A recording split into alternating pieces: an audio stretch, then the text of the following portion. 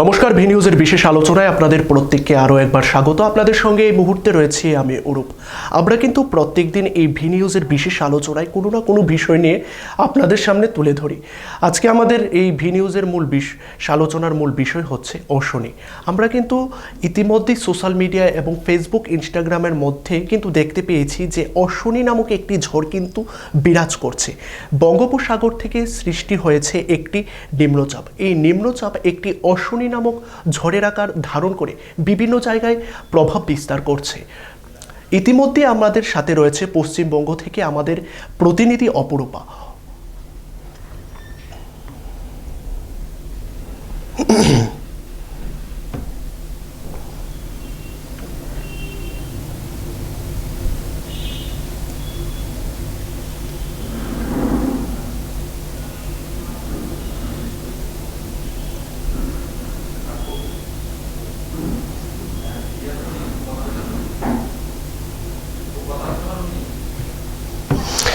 ইতিমধ্যে আমাদের সাথে রয়েছে পশ্চিমবঙ্গ থেকে আমাদের প্রতিনিধি অপরূপা। অপরূপাকে প্রথমেই স্বাগত জানাই ভি নিউজের পর্দায়। অপরূপা, তুমি কিভাবে দেখছো? অপরূপাকে প্রথমেই স্বাগত জানাই ভি নিউজের পর্দায়। ধন্যবাদ। অপরূপা, এই যে অশনি, হ্যাঁ, আমরা কিন্তু দেখতে পেয়েছি যে যে এই অশনি বিভিন্নভাবে কিন্তু বিভিন্ন আকার ধারণ করছে এবং বিরাজ করছে। কি মনে করছো, আবহবিদরা কি বলছে এই অশনিকে নিয়ে? দেখো, আয়লা থেকে আমফান দল বা ইয়াস বুলবুল এগুলো কিন্তু মানুষের মনে যথেষ্ট আতঙ্ক ফেলেছিল, আতঙ্কের ছাপ ফেলেছে এবং সেই আতঙ্কের যে শুধুমাত্র আতঙ্ক বলবো না, যে ক্ষতি হয়েছে সেই ক্ষতির ক্ষত কিন্তু এখনো সেই মানুষের বুকে রয়েছে যারা কিনা বঙ্গোপসাগরের উপকূল অঞ্চলে বসবাস করে। এবার তারপরে চোখ রাঙাচ্ছে আবারও অশনি। বঙ্গোপসাগরের বুকে আবারও সাইক্লোনের ভূপৃষ্ঠ, স্বাভাবিকভাবেই কিন্তু উপকূলবর্তী এলাকার মানুষের মনে ব্যাপক আতঙ্ক রয়েছে। আর এ প্রসঙ্গে তোমাকে জানিয়ে রাখতে চাইবো যে হাওয়া অফিসের পূর্বাভাস অনুযায়ী কিন্তু দক্ষিণ আন্দামান সাগর এবং দক্ষিণ পূর্ব বঙ্গোপসাগরের উপরে নিম্নচাপ তৈরি হয়েছে। আর এই নিম্নচাপ কিন্তু শক্তি বাড়াচ্ছে এবং ক্রমশ যেটা জানা যাচ্ছে যে উত্তর পূর্বে অগ্রসর হবে এবং নিম্নচাপ ঘূর্ণিঝড়ের আকার ধারণ করে কিন্তু ক্রমশ উত্তর পশ্চিম দিকে অগ্রসর হয়ে মঙ্গলবার উত্তর অন্ধ্র ওড়িশা উপকূলে আছড়ে পড়তে পারে। যদিও এই ল্যান্ডফলের বিষয়টা নিয়ে কথা বলতে গিয়ে কিন্তু আবহাওয়াবিদরা বারবার করে বলতে পারছেন না যে সঠিকভাবে ঠিক কোন জায়গায় ল্যান্ডফল হবে তা কিন্তু তারা এখনো পর্যন্ত স্পষ্টভাবে জানাতে পারছেন না। শুধুমাত্র যেটা জানা যাচ্ছে যে এই নিম্নচাপ ঘূর্ণিঝড়ের আকার ধারণ করে ক্রমশ উত্তর পশ্চিম দিকে অগ্রসর হয়ে মঙ্গলবার উত্তর অন্ধ্র ওড়িশা উপকূলে আছড়ে পড়তে পারে। আর এই অশনির প্রভাবে যেটা হতে চলেছে সেটা হচ্ছে মঙ্গলবার অর্থাৎ কাল থেকে শুক্রবার পর্যন্ত বাংলায় কিন্তু ভারী বৃষ্টিপাত হতে পারে। আচ্ছা, ঝোড়ো হাওয়াও কিন্তু বইবে। অপরূপা, তোমাকে বলছি যে এর প্রভাবটা কিরকম হতে পারে, এই যে অশনি এর প্রভাবটা কিরকম হতে পারে? দেখো, অশনির প্রভাব কতটা পড়তে চলেছে সেটা এই মুহূর্তে আবহাওয়াবিদরা না জানাতে পারলেও স্পষ্টভাবে পূর্ববর্তী যে ঝড়ে ক্ষয়ক্ষতি হয়েছে তা থেকে কিন্তু প্রশাসন যথেষ্ট সতর্ক হয়ে গেছে এবং যে কারণে তারা কিন্তু প্রস্তুত থাকছে। যে কোনো রকম ক্ষয়ক্ষতির মোকাবিলার জন্য প্রশাসনের তরফ থেকে কিন্তু প্রস্তুত থাকছে এবং পাশাপাশি যে উপকূল এলাকার যে মানুষ তাদের কিন্তু সতর্ক করে দেওয়া হয়েছে। কারণ এই প্রসঙ্গে কথা বলতে গিয়ে আমি প্রথমেই পুরীর দিকে আসছি, কারণ যেহেতু ওড়িশা উপকূলে আছড়ে পড়ার সম্ভাবনা প্রবল, তো সেক্ষেত্রে পুরী থেকে কিন্তু মাত্র কয়েক কিলোমিটার দূরে ঘূর্ণিঝড় অশনি অবস্থান করছে বর্তমানে। আর যেটা আবহাওয়া ভবন সূত্রে জানা গিয়েছে সেটা হচ্ছে যে মঙ্গলবার আছড়ে পড়তে পারে এই ঘূর্ণিঝড়। আর এই ঘূর্ণিঝড়কে সামাল দিতে কিন্তু ইতিমধ্যে যাবতীয় ব্যবস্থা কিন্তু গ্রহণ করেছে পুরীর জগন্নাথ মন্দির কর্তৃপক্ষ। কারণ পূর্ববর্তী যে ঘূর্ণিঝড় ইয়াস তাতে কিন্তু ব্যাপক ক্ষয়ক্ষতি হয়ে গিয়েছিল যে পুরীর যে জগন্নাথ মন্দির সেই মন্দিরে, যার কারণে তারা এবছর আর কোনো রকম তারা কিন্তু দ্বিধা রাখতে চাইছেন না মনে। ইতিমধ্যেই তারা ভীষণভাবে সতর্ক হয়ে পড়েছেন এবং আবহাওয়া দপ্তরের পূর্বাভাস অনুযায়ী সর্বোচ্চ 100 থেকে 125 কিলোমিটার বেগে কিন্তু এই ঝোড়ো হাওয়া বইবে। তো দক্ষিণ ওড়িশা উপকূলের কাছাকাছি এসে সেটা অল্প দূরে কিন্তু অভিমুখ পরিবর্তন করবে এখনো পর্যন্ত, যেটা আবহাওয়াবিদরা জানাচ্ছে। আর এর অভিমুখ হবে উত্তর এবং উত্তর পূর্ব, সেখান থেকে আবার উপকূল বরাবর এটি সমুদ্র উপকূলের সমান্তরালে এগোবে এবং ঘূর্ণিঝড়ের ঘিরে কিন্তু আগাম সতর্কতা ইতিমধ্যেই নেওয়া হয়েছে। পুরীর জগন্নাথ মন্দির এবং কোণারক মন্দিরে কিন্তু ভীষণভাবে সতর্ক তারা রয়েছে প্রশাসনের সাথে। তারা মন্দির কর্তৃপক্ষ কিন্তু ক্রমাগত যোগাযোগ রেখে চলেছে। অনুপ, আচ্ছা, সে পুরী জগন্নাথ মন্দিরে যে বলছো সেইখানে কি কোনো রকম ক্ষয়ক্ষতি হয়েছে, বা কারুর ধরো কোনো আঘাত পেয়েছে বা কোনো সেরকম দেখো, কিছু? অনুপ, এখনো পর্যন্ত অশনির বিষয়ে বলতে পারবো না। অশনি এখনো আছড়ে পড়েনি, সেটা আগামীকাল আছড়ে পড়তে চলেছে। ক্ষয়ক্ষতির পরিমাণ কতটা থাকবে সেটা আমরা তার পরবর্তীতে বলতে পারবো। কিন্তু তোমাকে জানিয়ে রাখি, 2019 সালে সাইক্লোন ফোনি যখন আছড়ে পড়েছিল তখন কিন্তু ক্ষতি হয়েছিল জগন্নাথ মন্দিরে। আবার একই সাথে 2020 সালে যখন আমফান আসে আর 2021 সালে যখন ইয়াস আসে, তার দাপটেও কিন্তু জোরদার সুরক্ষা ব্যবস্থা নেওয়া হয়েছিল। পুরীর মন্দিরে রক্ষণাবেক্ষণের যাবতীয় প্রস্তুতি রাখা হয়েছিল, কিন্তু তা সত্ত্বেও কিন্তু বেশ কিছু ক্ষয়ক্ষতি হয়ে গিয়েছিল। এবং যেমনটা অনুপ জানো যে পুরীর জগন্নাথ মন্দির কিন্তু এক বিশাল স্থপতি বলতে পারো, এবং মানুষের আবেগের সঙ্গে জড়িত, বহু মানুষের আবেগের সঙ্গে জড়িত। স্বাভাবিকভাবে মন্দির কর্তৃপক্ষ কিন্তু কোনো রকম কোনো শঙ্কা রাখতে চাইছে না বা দ্বিধা রাখতে চাইছে না। তারা কিন্তু আগাম প্রস্তুতি সেই কারণেই নিয়ে রাখছে, যাতে পূর্ববর্তী যে ঘূর্ণিঝড়ের বা সাইক্লোন বলো, সেগুলোতে যে ক্ষয়ক্ষতি হয়েছিল মন্দিরে, তা যেন আবারও পুনরায় একইভাবে না হয়, না ক্ষতি করতে পারে মন্দিরে, সে কারণে কিন্তু তারা সতর্ক রয়েছে। আচ্ছা, আমি তোমার কাছে একটা জিনিস জানতে চাইছি। বুলবুল আমফান ইয়াস, তুমি কি মনে করছো বুলবুল আমফান ইয়াস থেকে কতটুকু হতে পারে শক্তিশালী এই যে অশ্বিনী রয়েছে সেটা? দেখো, অশনির বিষয়ে কিন্তু যে সংকেত আবহাওয়া দপ্তর দিচ্ছে, কিরকম সংকেত দিচ্ছে আবহাওয়া দপ্তর ধরো এই অশ্বিনীটাকে নিয়ে, বুলবুল আমফান ইয়াস থেকে? তুমি কি ভাবছো? আরেকবার প্রশ্নটা করো, আমি শুনতে পেলাম না। এই যে বুলবুল আমফান ইয়াস, এই বুলবুল আমফান ইয়াস থেকে কতটুকু আকার ক্ষতিকর ধারণ করে ধরো যে অশ্বিনী রয়েছে সেটা আসতে পারে, তোমার কি মনে হচ্ছে? এক্ষেত্রে যতটা আবহাওয়া দপ্তর সূত্রে যে বিষয়টা জানানো হচ্ছে, সেটা হচ্ছে যে অশনি কিন্তু ইতিমধ্যেই খানিকটা শক্তি হারাতে চলেছে সাগরে। কিন্তু তার মধ্যেও কিন্তু দুশ্চিন্তায় রয়েছে যে উপকূল পাড়ের যে বাসিন্দারা, তারা এবার সেক্ষেত্রে ইয়াস বলো, বুলবুল বলো বা আমফান বলো, সেক্ষেত্রে যে পরিমাণ ক্ষয়ক্ষতি হয়েছিল তার কাছাকাছি ক্ষয়ক্ষতি হওয়ারই কিন্তু আশঙ্কা রাখছে আবহবিদরা। কারণ ইতিমধ্যে যেটা আগের বারের যে ঘূর্ণিঝড়গুলো ছিল, তাতে কিন্তু তারা স্পষ্টভাবে জানাতে পেরেছিলেন যে ল্যান্ডফল কোন জায়গায় হতে চলেছে, কোথায় কি ক্ষয়ক্ষতি হবে। কিন্তু অশনির ক্ষেত্রে তারা ল্যান্ডফলের যে জায়গা তা কিন্তু তারা বলতে পারছে না, এবং এটা কিন্তু বলতে পারো যে অনেকটাই ভয়ের কারণ। কারণ কোথায় ল্যান্ডফল হবে, যে জায়গায় ল্যান্ডফল হয় তুমি জানো সেই জায়গায় ক্ষয়ক্ষতি ব্যাপক পরিমাণে হয়। এবার সেখানে যদি আবহাওয়াবিদরা না বলতে পারেন যে ল্যান্ডফল প্রপার কোন জায়গাটায় হবে, তো সেক্ষেত্রে স্বাভাবিকভাবেই মানুষের মধ্যে কিন্তু আতঙ্ক রয়েছে। এবং এই বিষয়ে দেখো, সব থেকে বেশি আতঙ্কগ্রস্ত যেটা জানো, যে পশ্চিমবঙ্গের যে সুন্দরবন এলাকা কিন্তু যথেষ্ট বেশি ক্ষয়ক্ষতি হয়। যে কোনো রকম ঝড় হোক, যে কোনো রকম সাইক্লোন আসুক, তাতে কিন্তু সব থেকে বেশি ক্ষতিগ্রস্ত হয় হচ্ছে তোমার আমাদের দক্ষিণ 24 পরগনা, অর্থাৎ সুন্দরবন। এবার বসিরহাট প্রশাসন কিন্তু যথেষ্ট তৎপর রয়েছে। সুন্দরবনের বিস্তীর্ণ এলাকা জুড়ে কিন্তু নদী পাড়ের বাঁধ নড়বড়ে, এটা কিন্তু যথেষ্ট ভয়ের কথা। সামান্য ঝোড়ো হাওয়াতে সে বাঁধ ভেঙে যায় বা উপচে জল ঢুকে যায় গ্রামে। এবারে যেহেতু অশনির পূর্বাভাস রয়েছে, সেক্ষেত্রে স্বাভাবিকভাবে সেখানকার মানুষ অত্যন্ত আশঙ্কাগ্রস্ত। কারণ তাদের ইয়াসের ক্ষত এখনো শুকোয়নি, মানুষের প্রভূত ক্ষয়ক্ষতি হয়েছে। জমি কিন্তু নোনা জল ঢুকে নষ্ট হয়ে গেছে, চাষের যে জমি, পাশাপাশি যে মৎস্য ভেড়িগুলো ছিল তাতেও কিন্তু নোনা জল ঢুকে কার্যত ব্যাপক ক্ষয়ক্ষতি হয়েছে। তার মধ্যে আবারও এই অশনি, এবং অশনি যে কম বেশি বেশ খানিকটা ক্ষয়ক্ষতি ঘটাবে তা কিন্তু বলার অপেক্ষা রাখে না। কাজে সেখানকার মানুষরা কিন্তু তাদের ঘুম উড়েছে বলতে পারো রাতের, এবং যথেষ্ট শোচনীয় অবস্থা। কারণ বাঁধের অবস্থাও যথেষ্ট শোচনীয়, যে কোনো মুহূর্তে বাঁধ ভেঙে যেতে পারে, প্লাবিত হতে পারে প্রচুর গ্রাম। পাশাপাশি আতঙ্ক কিন্তু রয়েছে মৎস্যজীবীদের মধ্যেও। একাধিক জায়গায় কিন্তু তারা নৌকা নোঙর করছে, নৌকাগুলি নদী থেকে তুলে ডাঙায় বেঁধে রেখেছেন তারা ইতিমধ্যেই। এবং যেটা জানা যাচ্ছে যে অশনির প্রভাব বাংলার বুকে সেভাবে হয়তো পড়বে না, এমনটাও কিন্তু হাওয়া অফিসের একটা আশ্বাস রয়েছে। কিন্তু সেই আশ্বাস বাণী শুনে কিন্তু কোনো রকম ভাবেই ঝুঁকি নিতে চাইছেন না সুন্দরবনের প্রত্যন্ত এলাকার মানুষ। আর এই বিষয়ে অনুপ তোমাকে আমি জানিয়ে রাখতে চাইবো যে 10ই মে ঘূর্ণিঝড় অশনি কিন্তু অন্ধ্রপ্রদেশ ওড়িশা উপকূলের কাছে পৌঁছতে পারে। এবং তোমাকে আমি যেটা বললাম যে কোথায় আছড়ে পড়বে অর্থাৎ ল্যান্ডফল, সেটা কিন্তু স্পষ্ট করছে না আবহাওয়া দপ্তর। স্বাভাবিকভাবেই সেখানকার মৎস্যজীবী থেকে শুরু করে সাধারণ মানুষ, তাদের সতর্কবার্তা শোনানো হয়েছে। নদীতে যারা মাছ ধরতে যান মৎস্যজীবীদের কিন্তু যেতে বারণ করা হয়েছে।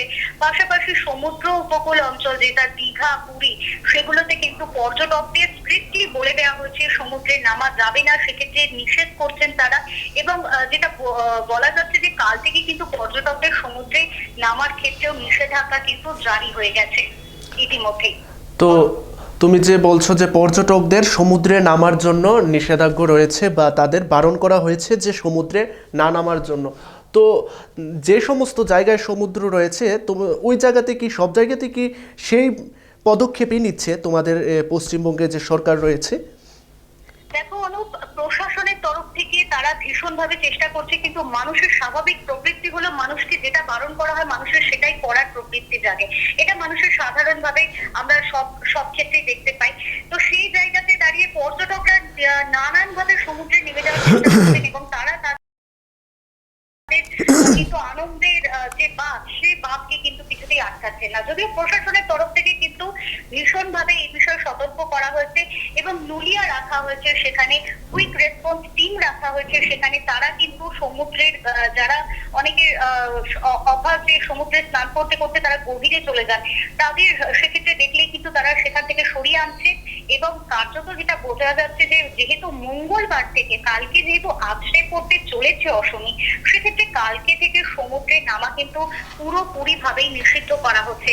এবং সেখানে কিন্তু কন্ট্রোল রুম খোলা হয়েছে, কারণ আমরা এর আগেও দেখেছি দীঘা কিন্তু কম বেশি ক্ষতিগ্রস্ত সমস্ত কিছুতেই হয়, কারণ যেহেতু ওড়িশার কাছাকাছি অবস্থিত সেহেতু, এবং যেহেতু এই অশনি ওড়িশা উপকূলে আছড়ে পড়তে পারে, সেখানে দীঘাতে যে ক্ষয়ক্ষতি হবে বা সমুদ্র ভীষণভাবে উত্তাল হয়ে উঠবে, এটা কিন্তু স্বাভাবিকভাবেই মানে মনে করা যায়। এবং সে কারণে কিন্তু প্রশাসনের তরফ থেকে সেখানে কন্ট্রোল রুম খোলা হচ্ছে।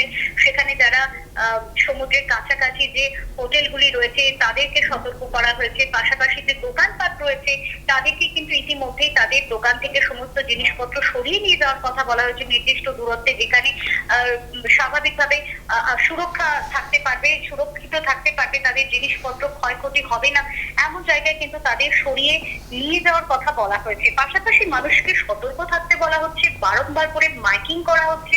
সমুদ্রে যারা মাছ ধরতে যান তাদের কিন্তু বারবার করে নিষেধ করা হয়েছে এবং যারা অলরেডি সমুদ্রে মাছ ধরতে চলে গিয়েছিলেন তাদেরও কিন্তু ফিরে আসার জন্য বলা হয়েছে, নির্দেশ দেওয়া হয়েছে। আচ্ছা, এই যে নির্দেশ জারি করা হয়েছে, এই নির্দেশ জারিটা কতদিন পর্যন্ত থাকবে নির্দিষ্ট ধরো? মঙ্গলবার দিনকে বলতে আমি বারবার করে যেটা উল্লেখ করছি যে আগামীকাল অর্থাৎ মঙ্গলবার তো আছড়ে পড়তে চলেছে, কিন্তু যেটা দেখা যাচ্ছে যে অশনি আছড়ে পড়তে চলেছে কালকে, কিন্তু এর প্রভাব কিন্তু শুরু হয়ে গিয়েছে গতকাল থেকে। মানে বলতে পারো তুমি রবিবার থেকে কিন্তু এর প্রভাব আমরা দেখতে পাচ্ছি। কম বেশি বিভিন্ন জায়গায় বিক্ষিপ্ত বৃষ্টিপাত হচ্ছে এবং কিছু কিছু সময় ভারী বৃষ্টিপাত হচ্ছে, যদিও বিক্ষিপ্ত ভাবে হচ্ছে কিন্তু তা হচ্ছে। এবং এই বিষয়গুলি যেটা চলবে বলা হচ্ছে যে আগামী শুক্রবার পর্যন্ত কিন্তু এই ভারী বৃষ্টিপাত সব জায়গাতেই হবে। এবং যেটা জানা যাচ্ছে যে পশ্চিমবঙ্গ বাংলায় সেইভাবে যে সাধারণ যে সমভূমি আছে যে সেই জায়গাতে কিন্তু অতটা প্রভাব না পড়লেও প্রচন্ড পরিমাণে ভারী বৃষ্টিপাত হবে, এটা কিন্তু বারবার করে বলে দেওয়া হয়েছে। এবার এই বিষয়টাকে মাথায় রেখে কিন্তু সাধারণ মানুষের মধ্যেও একটা তৎপরতা দেখা যাচ্ছে, কারণ খুব ভারী বৃষ্টিপাত হলে, বজ্রবিদ্যুৎ সহ বৃষ্টিপাত হলে সেক্ষেত্রেও কিন্তু অনেকটাই সুরক্ষা ভঙ্গ হয়। তো সেক্ষেত্রে মানুষ সাধারণভাবেই কিন্তু অত্যন্ত সতর্ক হয়ে রয়েছে। তবে যেটা বলার হচ্ছে সেটা হচ্ছে মঙ্গলবার থেকে শুক্রবার পর্যন্ত কিন্তু এর প্রভাব স্থায়িত্ব পাবে। মানে তুমি বলছো যে শুক্রবার পর্যন্ত এই যে প্রভাবটা রয়েছে সেই প্রভাবটা পড়ে থাকবে না?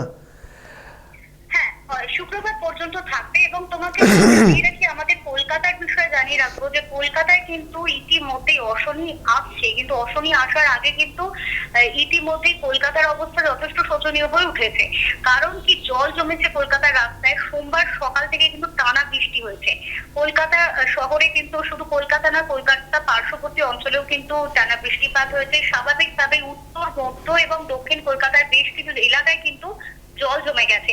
এবং যেটা এমনিতেও জানো যে কলকাতায় একটু বৃষ্টি হলেই কলকাতায় জল জমে। জল জমে সেখানে যায়। আজকে সারাদিন সোমবারে যে পরিমাণ বৃষ্টিপাত হয়েছে তাতে কিন্তু যথেষ্টই জল জমেছে। এবং যেটা ঘূর্ণিঝড় অশনির জেরে এই যে সকাল থেকে দক্ষিণবঙ্গের বেশ কয়েকটি জেলাতেও কিন্তু হালকা থেকে মাঝারি বৃষ্টিপাত শুরু হয়ে গেছে। এবং আলিপুর আবহাওয়া অফিস যেটা জানিয়েছে যে সোমবারে যে দিনভর বৃষ্টিপাত হবে সেটা কিন্তু আলিপুর আবহাওয়া দপ্তর পূর্বেই জানিয়েছিল এবং সেইটা কিন্তু মিলে গেছে। সেই যে আলিপুর আবহাওয়া অফিসের যে পূর্বাভাস, সেই পূর্বাভাস অনুযায়ী কিন্তু সোমবার দিনভর বৃষ্টি হয়েছে। একই সাথে ঝোড়ো হাওয়াও কিন্তু চলেছে। আর মঙ্গলবার থেকে দক্ষিণবঙ্গে ভারী বৃষ্টিপাত শুরু হবে এবং ভারী বলতে অতি ভারী বৃষ্টিপাত শুরু হবে। তো স্বাভাবিকভাবেই আগামী বেশ কয়েকদিন চলবে এই একই রকম ভাবে। অর্থাৎ যেটা বলা হচ্ছে যে মঙ্গল থেকে শুক্রবার এই সপ্তাহ জুড়ে, এই সপ্তাহের এই কয়েকটা দিন কিন্তু অতি ভারী বৃষ্টি হবে কলকাতা এবং সঙ্গে যে জেলাগুলি রয়েছে সেই জেলাগুলিতেও কিন্তু ভারী বৃষ্টিপাত হবে। এবং দক্ষিণ কলকাতার বালিগঞ্জ বলো, পাম অ্যাভিনিউ বলো, বেহালা, তারপর পার্ক সার্কাস এলাকায় কিন্তু প্রচুর পরিমাণে জল জমেছে। পার্ক স্ট্রিটের কথা উল্লেখ করবো। পার্ক স্ট্রিটের কাছেও কিন্তু জল জমে গেছে ঘন্টা খানেকের বৃষ্টিতে। আর যদিও ইতিমধ্যে কলকাতা পুরসভার কন্ট্রোল রুম খুলে পরিস্থিতির দিকে নজর রাখছে, প্রশাসন পুরকর্মীদেরও মোতায়েন করা হয়েছে শহরের নিচু এলাকাগুলিতে। কোথাও জল জমলে সেগুলো তাড়াতাড়ি সরিয়ে দেওয়ার ব্যবস্থা করছে। যথেষ্ট তৎপরতার সাথে কিন্তু কাজ করছে প্রশাসন। আচ্ছা, এই যে অশনি এর গতিবেগ কতটুকু আকার ধারণ করছে বা এর গতিবেগ কতটুকু, এই আবহাওয়াবিদরা কি বলছে? দেখো, গতিবেগ বলতে সর্বোচ্চ গতিবেগের 100 থেকে 125 কিলোমিটার থাকবে এখনো পর্যন্ত যেটা জানা যাচ্ছে। তবে এই অশনির বিষয়ে কিন্তু অশনির সংকেত হিসাবে উল্লেখ করবো, কারণ বারবার যেটা বলছি যে আবহাওয়াবিদরা খুব স্পষ্ট ভাবে কিন্তু এই বিষয়ে কোনো ইঙ্গিত দিতে পারছেন না। তারা যেটা বারবার বলতে চাইছেন যে সর্বোচ্চ 100 থেকে 125 কিলোমিটার জোরে কিন্তু হাওয়া বইবে এবং পাশাপাশি অতি ভারী বৃষ্টিপাতের সম্ভাবনা রয়েছে। এবং এটার যে ল্যান্ডফল, সেই ল্যান্ডফল সম্পর্কেও তারা কিন্তু ইতিমধ্যে কিছুই জানাতে পারছেন না। এবার আগামী কালের দিকে তাকিয়ে কিন্তু সকলের আতঙ্কে প্রহর গুনছে যে ল্যান্ডফল কোথায় হতে চলেছে এবং সেদিকে আবহাওয়াবিদরা কি বলছেন সেদিকে কিন্তু সকলের দৃষ্টি রয়েছে। পশ্চিমবঙ্গের সরকার এই অশনিকে নিয়ে কি পদক্ষেপ নিচ্ছে?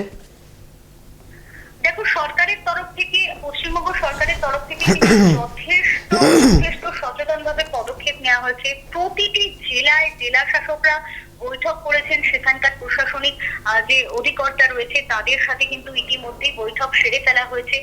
যাবতীয় যে সুরক্ষা কুইক রেসপন্স টিম যারা রয়েছে তাদের কিন্তু একদম সতর্ক ভাবে তারা তৈরি, তারা প্রস্তুত রয়েছে। এবং যেটা জানানো হয়েছে যে বেশ কিছু জেলায় কিন্তু সেই টিমগুলি, ছোট ছোট কয়েকটি টিম তৈরি করা হয়েছে। তাদের কাছে কিন্তু ইতিমধ্যেই ধারালো যে কুঠার বলো, দা বলো, এগুলোকে রাখা হয়েছে। পড়া যে কোথাও গাছ পড়ে গেল তৎক্ষণাৎ যত দ্রুত সম্ভব তারা যেন সরিয়ে ফেলতে পারে, বা সেক্ষেত্রে কিন্তু যাতে মানুষের অসুবিধা না হয়। কারণ ব্যাপক ক্ষয়ক্ষতির আশঙ্কা নিয়ে কিন্তু প্রশাসন নিজেদের পদক্ষেপ গ্রহণ করছে। তো সেক্ষেত্রে যাতে কোথাও গাছ পড়ে গেলে সেই গাছ দ্রুত সরিয়ে ফেলা যায় এবং ইলেকট্রিকের যে পয়েন্টগুলি রয়েছে সেই জায়গা থেকে দাঁড়িয়েও কিন্তু বিদ্যুৎ অফিসগুলোকে সতর্ক করা হয়েছে। তারাও ছোট ছোট টিমে বিভক্ত হয়ে গেছে এবং তারা কিন্তু যথেষ্ট সতর্ক রয়েছে যে যেখান থেকে খবর পৌঁছবে তাদের কাছে যত দ্রুত সম্ভব তারা যেন সেই জায়গায় পৌঁছতে পারেন। পাশাপাশি যেটা কলকাতার মেয়র ফিরহাদ হাকিম, তিনিও কিন্তু বৈঠক ইতিমধ্যেই সেরে ফেলেছেন। কারণ কলকাতার শহরে যেহেতু জল জমে যাওয়ার প্রবণতা বেশি, তো সেখানে যত দ্রুত সম্ভব জল কিভাবে সরিয়ে ফেলা যাবে, কোথাও গাছপালা পড়ে গেলে যত দ্রুত সম্ভব কিভাবে সরিয়ে ফেলা যাবে, এই সমস্ত বিষয়গুলো নিয়ে কিন্তু তিনি বৈঠক করেছেন। প্রশাসনিক যে অধিকর্তা আছে তাদের সাথে ছোট ছোট টিম, যেগুলো বললাম যে ছোট ছোট টিমে মানে বিভক্ত হয়ে কিন্তু তারা তৈরি রয়েছে, কুইক রেসপন্স টিম যেগুলোকে বলা হচ্ছে। তাদের কাছে খবর পৌঁছানো মাত্রই তারা কিন্তু দ্রুত ঘটনাস্থলে পৌঁছে পরিস্থিতি মোকাবিলায় সতর্ক থাকবে। এই বিষয়গুলি কিন্তু প্রশাসন মাথায় রাখছে।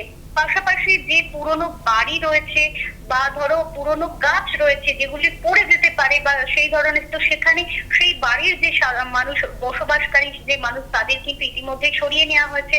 পাশাপাশি যে পুরনো গাছগুলি রয়েছে যেগুলো একদম পড়ে যাওয়ার প্রবল সম্ভাবনা, সেগুলোর দিকেও কিন্তু সতর্ক দৃষ্টি রাখা হয়েছে। কাজেই এক কথায় বলা যায় মানে কলকাতা বলো বা পশ্চিমবঙ্গ সরকার বা প্রশাসন কিন্তু যথেষ্ট সতর্কতার সাথে পদক্ষেপ নিয়েছে। কারণ বিগত দিনে যে ঝড়, যে ঘূর্ণাবর্ত সৃষ্টি হয়েছে এবং তাতে যেভাবে ক্ষতিগ্রস্ত হয়েছে মানুষ, সেদিকে সেই বিষয়গুলিকে মাথায় রেখে কিন্তু অশনির জন্য প্রশাসনের তরফ থেকে যথেষ্ট প্রস্তুতি নেওয়া হয়েছে। অনুপ, আচ্ছা, তুমি যে বলছো যে কলকাতায়, আচ্ছা তুমি একটা জিনিস যদি বলো যে 24 পরগনা বা কলকাতার কোন কোন জায়গাতে সব থেকে বেশি প্রভাব পড়ছে এই যে অশনির? কলকাতায় অতটা প্রভাব পড়ছে না বলতে পারো। কারণ কি, কলকাতায় প্রভাব যেটা পড়ছে সেটা বৃষ্টিপাতের জন্য যে প্রভাব। আমরা কিন্তু আরেকটা জিনিসও দেখতে পারি অপরূপা, এখন চলছে বর্ষাকাল, হতে পারে ঋতুর জন্য কি ঘটতে পারছে এই ঘটনাটি? তোমার কি মনে হচ্ছে ঋতুর জন্যই কি, নাকি এই যে ঝড় হচ্ছে সেটা অশনির কারণে? তোমার মতে কি মনে হচ্ছে, ঋতুর কারণে হচ্ছে নাকি অশনির কারণে? ঋতুর ক্ষেত্রে যেটা বলা হচ্ছে, দেখো ঋতুর ক্ষেত্রে বর্ষা ঋতুতে যদি তুমি বলো কালবৈশাখীর কথা, তাহলে কিন্তু কালবৈশাখীর সময়টা আমরা অনেকটা পার করে ফেলেছি কিন্তু কালবৈশাখী নয়, এটা যেটা শুরু হতে চলেছে এই সময়টা কিন্তু বর্ষার সময়। এবং বর্ষায় শুধু বৃষ্টি হবে, মানে বৃষ্টি হবে, বজ্রবিদ্যুৎ হতে পারে, কিন্তু সহযোগী বৃষ্টি হতে পারে, কিন্তু এইভাবে যে ঘূর্ণাবর্ত সৃষ্টি হয় এটা কিন্তু ঘূর্ণাবর্ত, এবং এটা কিন্তু মানে বলতে পারো সাইক্লোন যেটা আসছে, যেটা অশনি। এবং এই অশনির প্রভাবেই কিন্তু আমাদের এখানে যে বৃষ্টিপাত ইতিমধ্যে শুরু হয়ে গেছে, সেটা কিন্তু অশনির প্রভাবে। এটা কিন্তু সরকার মানে আবহাওয়া যে অফিস, সে মৌসুম ভবন কিন্তু সেটাই জানিয়েছে। আর এটা যদিও এক্ষেত্রে তোমাকে আমি উল্লেখ করব, আমি এটা পশ্চিমবঙ্গের বাইরে গিয়ে কথা বলবো, যে অশনি আসার প্রাক মুহূর্তে কিন্তু টর্নেডো এসে লন্ডভন্ড করেছে আসামকে কিন্তু লন্ডভন্ড করেছে। এবং যেটা জানা যাচ্ছে যে যথেষ্ট আতঙ্ক ছড়িয়েছে কিন্তু আসামে, কারণ ওখানে কিন্তু একটা টর্নেডো ঝড় এসেছে এবং কিছু সময়ের জন্য সেটা কিন্তু লন্ডভন্ড করেছে গোটা এলাকাকে। অসমের যে বারপেটা জেলা রয়েছে সেখানে কিন্তু শনিবার এই কম তীব্রতার একটি টর্নেডো এসে যায়, এবং সেটা দেখে সেখানকার মানুষ কিন্তু স্বাভাবিকভাবেই অত্যন্ত আশ্চর্য হয়ে পড়ে। এবং এই ঝড়ের যে ভয়াবহতা, সেই দৃশ্য কিন্তু কার্যক্ষেত্রে তারা দেখা যায় নিজেদের মোবাইলে কিন্তু অনেকে ভিডিও করেছেন, এবং সেই ভিডিওগুলো কিন্তু ইতিমধ্যেই ফেসবুকে ভাইরাল হয়ে ঘুরছে। এবং যদিও জানা যাচ্ছে যে প্রাণহানি বা সম্পত্তিহানির কোনো ঘটনা ঘটেনি, কিন্তু সামান্য সময় হলেও যে ভয়ঙ্কর যে টর্নেডো এসেছে তাতে কিন্তু তারা প্রথমে ভেবেছিলেন যে এটা অশনিরই প্রভাব, কিন্তু পরবর্তীতে কিন্তু যে ইস্ট মোজর গুয়াহাটির যে স্থানীয় বিজ্ঞান কেন্দ্র, সেই বিজ্ঞান কেন্দ্রের মৌসুম বিজ্ঞানের যে উপমহানির্দেশক সঞ্জয় অনিল শাহ, তিনি কিন্তু বলেছেন যে না, এটা অশনির প্রভাব নয়, এটা কিন্তু সাধারণ একটি টর্নেডো, মানে ঘূর্ণিঝড়ের মতো আর কি সেটা এসছে।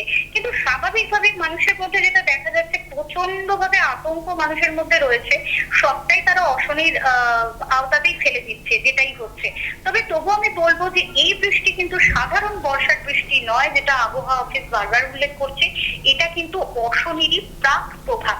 এবং এই যে প্রভাব, এটা থেকে কিন্তু স্বাভাবিকভাবেই মনে করা যাচ্ছে, আশঙ্কা করা যেতে পারে বা একটা ধারণা করা যেতে পারে যে আগামী কাল থেকে কি পরিমাণ, কি ভয়াবহ পরিমাণ, কি অতি ভারী বৃষ্টি হচ্ছে, মানে শুরু হতে চলেছে। এবং অনুপ, তোমাকে জানিয়ে রাখবো যে কলকাতার শহর বলো বা কলকাতার শহরতলি মফস্বলের মানুষ, তারা কিন্তু বেশিরভাগই কলকাতায় চাকরির সাথে যুক্ত বা ব্যবসার সাথে যুক্ত। সেক্ষেত্রে তারা গাড়ি নিয়ে বা ট্রেনে বলো বা বাসে বলো, সেক্ষেত্রে তারা যায়, এবং স্বাভাবিকভাবেই তারা কিন্তু যথেষ্ট দুশ্চিন্তায় রয়েছেন যে আগামী কাল থেকে কি হবে। কারণ আগামী কাল মঙ্গলবার থেকে শুক্রবার টানা এই অবস্থা থাকলে সপ্তাহের মধ্যেকার দিন, মানে ধরো অফিস যাত্রী যারা আছে তাদের কিন্তু কাজের চাপ থাকবে। সেক্ষেত্রে বৃষ্টির জল কিন্তু রেল লাইনের ওপর জমে গেলে ট্রেন দাঁড়িয়ে যায়, ট্রেন চলাচলে ভীষণভাবে অসুবিধা হয়। আর সেক্ষেত্রে বাস চলাচল, কলকাতা শহরের যে পরিমাণ জল জমে যায় তাতে বাস চলাচলের ক্ষেত্রে বা গাড়ি চলাচলের ক্ষেত্রে কিন্তু প্রভূত সমস্যার সম্মুখীন হতে হয় মানুষকে সাধারণ সাধারণ বৃষ্টিতে, সেক্ষেত্রে বুঝতেই পারছো যে অসনের যে অতি ভারী বৃষ্টি, সেই অতি ভারী বৃষ্টিতে কি পরিমাণ কার্যত বিপর্যস্ত অবস্থা হতে চলেছে এবং নাজেহাল হতে চলেছে মানুষ, স্বাভাবিকভাবে কিন্তু একটা ধারণা করা যাচ্ছে। অনুপ, আবহাওয়াবিদদের সূত্রের খবরে কোন রাজ্যে এর প্রভাব সব থেকে বেশি পড়তে পারে? ত্রিপুরাতে কি এর প্রভাব পড়তে পারে? তোমার কি মনে হচ্ছে? দেখো অনুপ, এই মুহূর্তে যেটা আবহাওয়াবিদরা জানাচ্ছে সেটা হচ্ছে যে পুরী থেকে কিন্তু মানে কয়েক কিলোমিটার মাত্র ঘূর্ণিঝড় অশনি দূরে রয়েছে। তো স্বাভাবিকভাবে ওড়িশা কিন্তু সব থেকে বেশি ক্ষতিগ্রস্ত হতে চলেছে। ঠিক আছে, কারণ যেটা বলছে যে মঙ্গলবার যে ঘূর্ণিঝড় আসলে পড়বে, সেটা কিন্তু যে জায়গায় পড়বে সেটা সমুদ্র উপকূল বরাবর। সেখানে ওড়িশা দক্ষিণ ওড়িশা উপকূলের কাছাকাছি এসে কিন্তু অল্প ঘুরে অভিমুখ পরিবর্তন করবে অশনি। এরপর যে অভিমুখ তার হবে তা হচ্ছে উত্তর ও উত্তর পূর্ব। তো কাজে বলাই যাচ্ছে যে মানে এটা ধারণা করাই যায় যে সমুদ্র উপকূলবর্তী অঞ্চল এবং যেহেতু ওড়িশার সব থেকে কাছে রয়েছে অশনি, তো ওড়িশা রাজ্যই কিন্তু সব থেকে বেশি ক্ষতিগ্রস্ত হতে চলেছে। মানে আমরা একটা জিনিস নিশ্চিত হতে পারি যে সমুদ্র উপকূলবর্তী যে অঞ্চলগুলো রয়েছে সেই অঞ্চলগুলোতেই সব থেকে বেশি হতে পারে, না? একেবারে একেবারে একেবারে অনুপ, কারণ সব থেকে বড় কথা, তুমি যদি পূর্ববর্তী ঝড়গুলোর দিকে তাকাও বা সেই মানে অতীতের দিকে একবার তাকাও, তাহলেও দেখবে যে কোনো রকম ঝড় বলো, সাইক্লোন বলো, টর্নেডো বলো, যাই বলো, সব থেকে বেশি ক্ষতিগ্রস্ত কিন্তু হয় সমুদ্র উপকূলবর্তী অঞ্চলগুলোই। কারণ সমুদ্রের জলোচ্ছ্বাস, প্রবল জলোচ্ছ্বাসের একটা ভয় থেকে যায় এবং সেই জায়গা থেকে কিন্তু নোনা জল, যেটা হয় কি নোনা জল অনেক সময় ধরো সমুদ্র উপকূলবর্তী যে জায়গাগুলো আছে তাতে তো দোকানপাট বলো ব্যাপক ক্ষয়ক্ষতি হয়, কিন্তু যেটা আমাদের সুন্দরবন অঞ্চল রয়েছে সেখানে বঙ্গোপসাগরের কাছে উপকূলবর্তী অঞ্চল হওয়ার কারণে সেক্ষেত্রে কিন্তু গ্রামগুলি ভেসে যায় এবং নোনা জল ঢুকে গিয়ে কি হয়, চাষের জমিগুলি ব্যাপক ক্ষতি করে। পরবর্তীতে চাষ করতে তাদের সেখানে চাষ ভালো করে হয় না, চাষের জমি নষ্ট হয়ে যায়, মাছের ভেড়িগুলিতে জল ঢুকে মাছ মরে যায় এবং সেখানে কিন্তু প্রভূত মানে ক্ষয়ক্ষতি হয়। ওখানে কোনো বলতে গেলে, উল্লেখ করতে গেলে অত্যন্ত দরিদ্র শ্রেণীর মানুষের কিন্তু সেখানে বসবাস, সুন্দরবন অঞ্চলে বসবাস। জানো যে তারা মধু জোগাড় সংগ্রহ করে, কাঁকড়া সংগ্রহ করে নিজেদের প্রাণ হাতে নিয়ে কিন্তু তারা সুন্দরবনে বাঘের মুখে অনেকে পরে অনেক সময় পড়তে হয় তাদের, সেখানে গিয়ে তারা এইভাবে মানে নিজেদের জীবিকা নির্বাহ করে। সেখানে সেই দরিদ্র মানুষগুলির যে বাড়ি ঘর, কাঁচা বাড়ি, সেখানে বেশিরভাগ মানুষেরই কাঁচা বাড়ি, সেখানে জল জমে বাড়িগুলি ভেঙে যায়। বাড়ির সমস্ত যেটুকু তারা নিজেদের সামগ্রী, যেটুকু আসবাবপত্র তৈরি করে, সেই আসবাবপত্রগুলো ভাসিয়ে নিয়ে যায়। স্বাভাবিকভাবেই সেখানকার মানুষের কিন্তু অত্যন্ত দুঃখ দুর্দশার মধ্যে কিন্তু দিন কাটে এবং আমরা যেটা দেখেছি যে ঝড় বা ঘূর্ণিঝড়ের পরবর্তীতে সেখানকার মানুষকে কিন্তু প্রশাসনের তরফ থেকে ত্রিপল দেওয়া হয়, শুকনো খাবার দেওয়া হয়, কিন্তু তারা ছোট ছোট বাচ্চাগুলিকে নিয়ে রাস্তার মধ্যে ত্রিপল খাটিয়ে যেভাবে থাকে এবং তাতে অতি বৃষ্টি হতে থাকে, মানে সেই বৃষ্টিতে ভিজে যথেষ্ট কষ্ট এবং প্রত্যেকটা মানুষেরই এই দৃশ্য দেখে কিন্তু চোখে জল আসে এবং স্বাভাবিকভাবে এই অশনির আতঙ্ক কিন্তু তাদের ইতিমধ্যে রাতের ঘুম কেড়ে নিয়েছে। কারণ তারা আবারও সেই পুরনো অতীতকে তাদের চোখের সামনে ভেসে আসছে, তারা ভয় পাচ্ছেন যে এর প্রভাব কতটা হবে, এই প্রভাবে তারা কতটা ক্ষয়ক্ষতি, মানে তাদের কতটা ক্ষয়ক্ষতি হয়ে যাবে এবং যেটা ইয়াসের ফলে কিন্তু তারা এখনো পর্যন্ত সোজা হয়ে দাঁড়াতে পারেননি, যে পরিমাণ ক্ষতি হয়েছে। তারপরে আবার সেই পথ মানে শুকোতে না শুকোতে আবার অশনি এসে হাজির, চোখ রাঙাচ্ছে এই সাইক্লোন। এই যে ইয়াস হয়েছে, ইয়াসে তাদের ক্ষতি হয়েছে, অপূর্বা তোমাকে আমি তোমার প্রশ্নগুলোর মধ্যে আমি একটা বলছি, এই যে ইয়াস হয়েছে, ক্ষতি হয়েছে তাদের জন্য কি কোনো পদক্ষেপ নেয়নি তোমাদের পশ্চিমবঙ্গের সরকার? হ্যাঁ অবশ্যই অনুপ, পশ্চিমবঙ্গ সরকারের তরফ থেকে তাদের কিন্তু যে বাড়িঘর তৈরি করে দেয়া বলো, বাড়িঘর তৈরি করে দেয়া হয়েছে, অধিকাংশই বাড়িঘর তৈরি করে দেয়া হয়েছে। তাদের যে অতি প্রয়োজনীয় যে জিনিসগুলি, যে সার্ভাইভ করার জন্য যে অতি প্রয়োজনীয় জিনিসগুলি, সেগুলো কিন্তু তাদেরকে দেয়া হয়েছে এবং শুধুমাত্র প্রশাসনের তরফ থেকে নয়, এখানে বিভিন্ন রকম সংগঠন রয়েছে, স্বেচ্ছাসেবী সংস্থা রয়েছে, সাধারণ মানুষ রয়েছে যাদের হয়তো তারা বিত্তশালী কিন্তু উদার মনের, উদার মানবিকতা রাখেন, উদার মানসিকতা রাখেন, তারাও কিন্তু সেখানে গিয়ে অনেক অনুদান দিয়েছেন। তারা সেখানে গিয়ে সাধারণ মানুষের হাতে খাবার তুলে দিয়েছেন, প্রয়োজনীয় সামগ্রী তুলে দিয়েছেন। প্রশাসনের তরফ থেকে যেটা করা হয়েছে, প্রশাসনের তরফ থেকে কিন্তু বাড়িঘর তাদের মেরামত করে দেওয়া হয়েছে, যাদের একেবারে ক্ষয়ক্ষতি হয়ে গেছে বাড়ি, তাদের কিন্তু বাড়ি তৈরি করে দেওয়া হয়েছে। পাশাপাশি যেটা করা হয়েছে যে অনুদান মানে টাকা, ক্ষতির যে ক্ষতিপূরণ বলতে পারো, ক্ষতিপূরণের টাকা কিন্তু তাদের দেওয়া হয়েছে।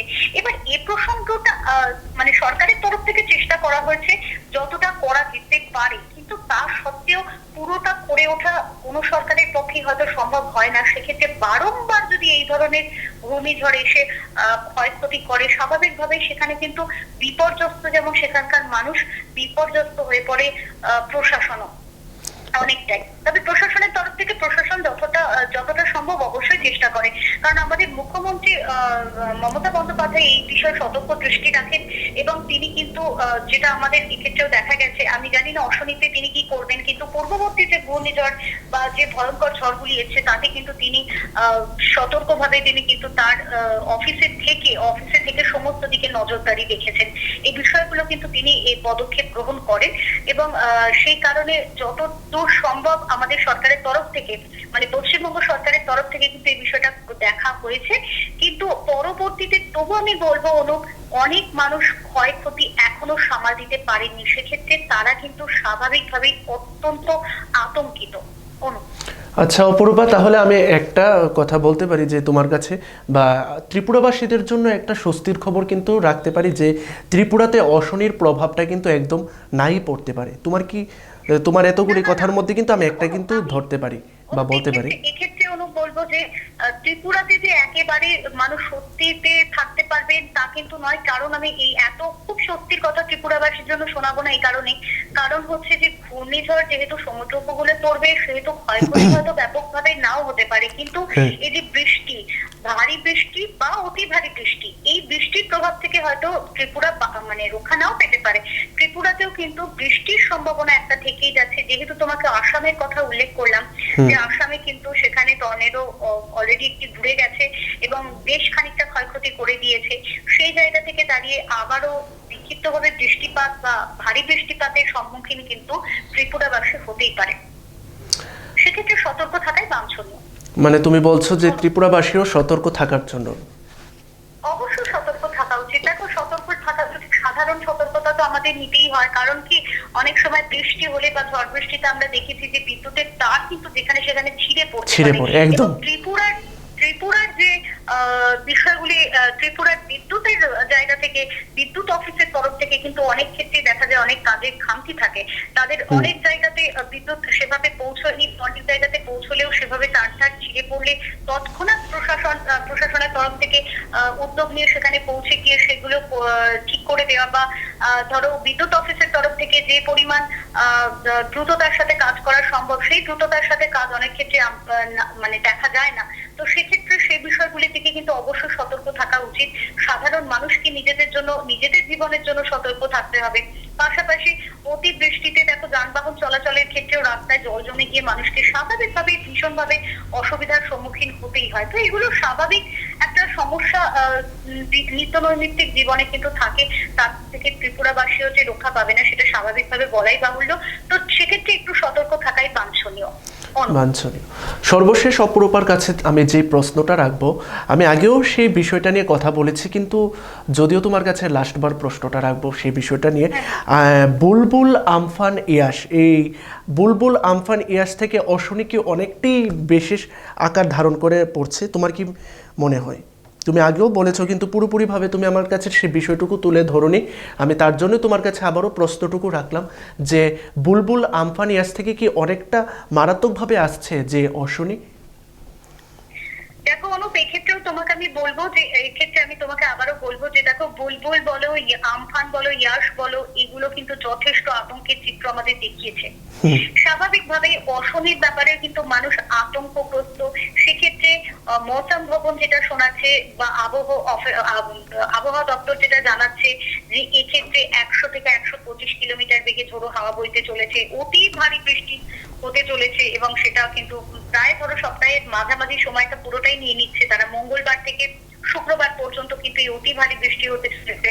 তো স্বাভাবিকভাবে ক্ষয়ক্ষতি কিন্তু ব্যাপকভাবে হবে, সেটাই একটা মানে সেই বিষয়টাকে মাথায় রেখে এগোতে হবে। এবং তুমি যদি তুলনা করতে বলো যে বুলবুলের সাথে বা আমফানের সাথে, তাহলে সেক্ষেত্রে আমি বলি একটা কথা তোমাকে আমি বলবো যে কোনো জিনিসের বিষয় প্রেডিক্ট করা যায়, কিন্তু প্রকৃতিকে নিয়ে কোনো প্রেডিকশন কিন্তু করা যায় না। প্রকৃতি কখন কিভাবে নিজেকে পাল্টে একদম, নেবে একদম। সেটা কিন্তু বলা যায় না।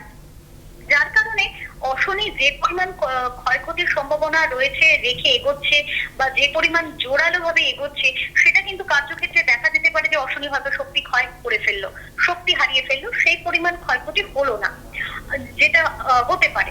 আবার এমনটাও হতে পারে যে অশনি হয়তো হঠাৎ করে আরো বেশি নিজেকে শক্তিশালী বানিয়ে ফেললো। তো এটাই হচ্ছে ব্যাপার, যে প্রকৃতির যে নিয়ম, সেই নিয়মের সাথে কিন্তু আমরা কোনোভাবেই আমাদের নিজস্ব চিন্তাধারাকে এক করে ফেলতে পারি না। আমরা যেটা পারি সেটা হচ্ছে আবহবিদরা কি বলছেন সেই বিষয়টাকে জানতে পারি, এবং তারাও কিন্তু পুরোপুরি বলেন না, তারাও কিন্তু হিসাব মতো প্রেডিক্ট করেন যে এটা হতে পারে, একদম। হবেই, এই কথা কিন্তু তারা বলতে পারছেন না। তো স্বাভাবিকভাবে দেখো, আমফান বলো, বুলবুল বলো, ইয়াস বলো, তার সাথে তুলনা করতে যাওয়াটা কিন্তু আমার পক্ষে সম্ভব হবে না, এবং আমি বলতে পারবো না যে আবহবিদরাও কিন্তু সেইভাবে বলতে পারছেন না। তবু আমফান যে ভয়াবহতা দেখিয়েছে বা ইয়াস যে ভয়াবহতা দেখিয়েছে, সেই ভয়াবহতা অতটা ভয়াবহতা রাখবে কিনা অশনি, সেক্ষেত্রে কিন্তু সাধারণ ভাবে আবহবিদরা সেই পরিমাণ ভয়ের কথা, বিশাল যে একটা ভয়ের কথা, সেই ভয়ের কথা না শোনালেও মানুষ কিন্তু ভয় পেয়ে আছে। কারণ মানুষের এটা টেন্ডেন্সি হয় না, যে আমাদের সাথে যেটা ঘটে যায় পরবর্তীতে আমরা সেই বিষয়টার দিকে এগোতে কিন্তু ভয় পাই। তো সেই জায়গা থেকে দাঁড়িয়ে সাধারণ মানুষ যে পরিমাণ, বিশেষ করে উপকূলবর্তী অঞ্চলে যে অবস্থান করছে যে মানুষগুলি, দরিদ্র মানুষগুলি, অসহায় অবস্থা, যে পরিমাণ অসহায় অবস্থা তারা দেখেছে এবং যে ভয়াবহতা তারা দেখেছে, তারা কিন্তু অশনি আমফানের থেকে কম শক্তিশালী বা আমফানের থেকে বেশি শক্তিশালী সেই বিষয় নিয়ে চিন্তিত নয়। তারা চিন্তান্বিত যে এই অশনি আছড়ে পড়ে কি পরিমাণ ক্ষয়ক্ষতি ঘটিয়ে ফেলবে এবং আমরা আবারও কি করে ঘুরে দাঁড়াতে পারবো। তো স্বাভাবিকভাবে প্রত্যেকটা মানুষই কিন্তু এই বিষয় নিয়ে চিন্তিত এবং সেদিকেই তাকিয়ে। একদম। অসংখ্য ধন্যবাদ অপরূপাকে আমাদেরকে সময়টুকু দেওয়ার জন্য। ধন্যবাদ। আমরা এতক্ষণ ধরে আমাদের পশ্চিমবঙ্গের প্রতিনিধি অপরূপা কাঞ্জিলালের কাছ থেকে কিন্তু জানতে পেরেছি যে অশনির যে ঘূর্ণিঝড়টুকু রয়েছে, সেই ঘূর্ণিঝড় কতটুকু প্রভাব বিস্তার করতে পারে এবং আমাদের যে মানুষরা রয়েছে আমাদের জন্য কতটুকু মারাত্মক হতে পারে। আমরা কিন্তু আরেকটা বিষয় জানতে পেরেছি যে অপরূপার কাছ থেকে, যদিও এই যে অশনি রয়েছে সেই অশনি ত্রিপুরাতেও তার প্রভাব ফেলতে পারে, যদিও ফেলতে পারে এই অশনি। তো এতএব আমরা এই আলোচনার মধ্য থেকে একটা জিনিসই জানতে পেরেছি যে অশনি কিন্তু ইতিমধ্যে কিন্তু যে উপকূলবর্তী অঞ্চল, সমুদ্র উপকূলবর্তী, এবং আমরা ইতিমধ্যে আরেকটা জিনিস দেখতে পেরেছি যে পুরী জগন্নাথ মন্দির, ওইখানেও কিন্তু খুব সরকারের তরফ থেকে কিন্তু খুব কঠোরভাবে পদক্ষেপ নিয়েছে। তো আমরা আজকে এই আলোচনার মধ্যে রাজ্যবাসীর কাছ থেকে এবং ত্রিপুরাবাসীর কাছ থেকে ত্রিপুরাবাসীর কাছে একটি বার্তা রাখতে চাই, ভালো থাকুন, সুস্থ থাকুন। যদিও এখনও পর্যন্ত ত্রিপুরাতে এই অশনির প্রভাব পড়েনি, যদিও পরে সরকারের পক্ষ থেকে এবং সরকারের বিভিন্ন গাইডলাইন্স দেওয়া থাকবে। সবাই ভালো থাকুন, সুস্থ থাকুন। নমস্কার।